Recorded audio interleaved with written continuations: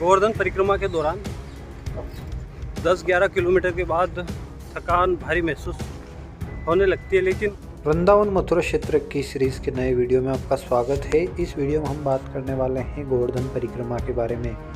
जी हाँ, गोवर्धन परिक्रमा अचूक फल देने वाली मानी जाती है। ऐसा माना जाता है कि इससे आपके कई कष्ट दूर हो जाते हैं, आपकी मनोकामनाएं पूर्ण होती है। और 21 किलोमीटर की इस यात्रा को अलग अलग तरीके से व्यक्त करते हैं, इस परिक्रमा को अलग अलग तरीके से व्यक्त करते हैं। कुछ भक्त इसे दंडवत होकर करते हैं, कुछ भक्त इसे पैदल परिक्रमा करते हैं, कुछ भक्त इसे एक से अधिक बार दंडवत होकर परिक्रमा करते हैं। कुछ भक्त ऐसे भी हैं जो 108 बार दंडवत होते हैं और इस परिक्रमा को पूर्ण करते हैं। वहीं कुछ भक्त ऐसे हैं जो 1008 से ज़्यादा बार इस परिक्रमा को बार बार दंडवत होकर पूरी करते हैं। इसमें दंडवत भी एक स्थान पर उतनी ही बार हुआ जाता है जितनी बार का वे प्रण लेते हैं।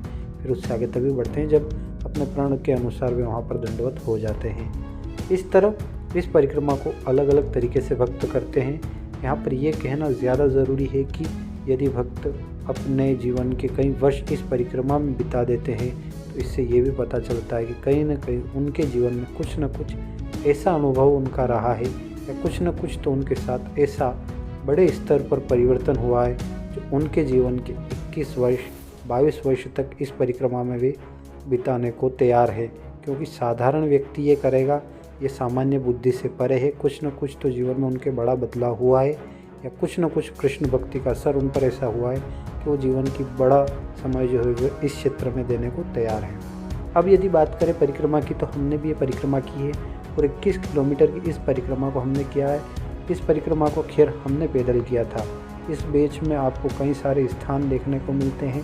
भगवान कृष्ण की लीलाओं से जुड़े कई सारे स्थान आते हैं, जिसमें कुसुम घाट, राधा घाट और इसके अलावा उद्धव घाट, ऐसे कई सारे स्थान हैं जहां आप पहुंचते हैं, दर्शन करते हैं, गिरिराज जी के दर्शन करते हैं। इसके अलावा एक रोचक तथ्य ये भी है कि ये परिक्रमा 2 राज्यों से होकर पूरी होती है। जी हाँ, राजस्थान और उत्तर प्रदेश दोनों ही राज्यों से होकर ये 21 किलोमीटर की परिक्रमा गुजरती है। जिस गोवर्धन पर्वत को उठाकर भगवान श्री कृष्ण ने ब्रजवासियों की रक्षा की थी, संकट से उनको बचाया था, उस ब्रज मंडल में इसी गोवर्धन पर्वत की परिक्रमा करने से आपके जीवन के संकट भी दूर होते हैं।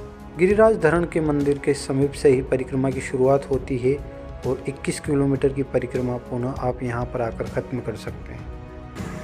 गोवर्धन परिक्रमा के दौरान 10-11 किलोमीटर के बाद थकान भारी महसूस होने लगती है, लेकिन ये भी सच है कि आप कभी चाहे 10-11 किलोमीटर न चले हों, फिर भी प्रभु कृष्ण ऐसी आपको शक्ति और सामर्थ्य देते हैं कि आप इस परिक्रमा को पूरा कर ही लेते हैं।